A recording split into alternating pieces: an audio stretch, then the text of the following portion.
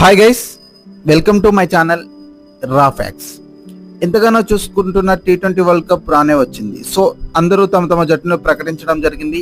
ఈరోజు వెస్టిండీస్ కూడా తమ 15 మెంబర్స్తో కూడిన జట్టుని ప్రకటించడం జరిగింది.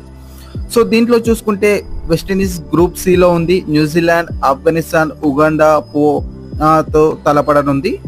సో దానికి సంబంధించిన 15 మెంబర్స్తో కూడిన స్క్వాడ్ని వెస్టిండీస్ టీం ప్రకటించింది. సో దీంట్లో ఐపీఎల్లో రాణించిన వారు ఎవరెవరు ఉన్నారు, ఐపీఎల్లో పర్ఫామ్ చేసిన వాళ్ళకి ఎంతమందికి టీంలో చోటు దక్కింది, ఎంతమందికి నిరాశ ఎదురైంది, ఎవరెవరికి ప్లేస్ అనేది వరించింది అనేది మనం ఒకసారి క్లియర్గా చూసుకుందాం. ఇది వెస్టిండీస్ 15 మెంబర్స్తో కూడిన స్క్వాడ్ని ప్రకటించడం జరిగింది.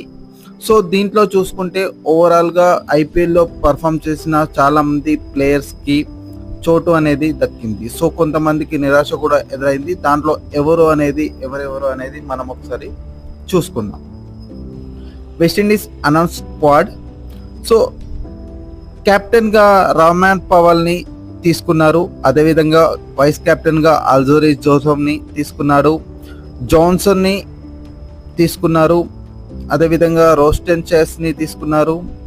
అదేవిధంగా రాజస్థాన్ రాయల్స్ తరపున శుభ్మన్ హిట్మేయర్ని తీసుకున్నారు. Johnson holder. అదేవిధంగా ఢిల్లీ తరపున ఆడుతున్న షై హోప్ని తీసుకున్నారు. అకేల్ని తీసుకున్నారు. జోసెఫ్ని తీసుకున్నారు. బ్రెండెడ్ కింగ్ని తీసుకున్నారు. గుడ్కేసర్ని తీసుకున్నారు. నికోలస్ పూరాన్ లక్నో సూపర్ జైంట్స్కి ఆడుతున్నాడు. అదేవిధంగా మజిల్స్ పవర్ అండ్ రసల్ని తీసుకున్నారు. రూథర్ఫోర్డ్ని తీసుకున్నారు.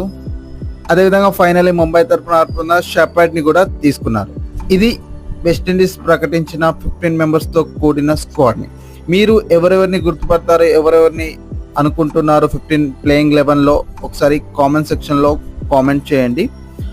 అదేవిధంగా ఈసారి వెస్టిండీస్ ఎంతవరకు క్వాలిఫై అవుతుంది, ఏంటి, కప్ కొడుతుందా లేదా, ఏమనుకుంటున్నారు, ప్లేయింగ్ 11లో ఎవరు ఉంటున్నారు అనేది కూడా కామెంట్ సెక్షన్లో కామెంట్ చేయండి. మరిన్ని వీడియోస్తో మళ్ళీ కలుద్దాం. Like, share and subscribe to రా ఫ్యాక్ట్స్.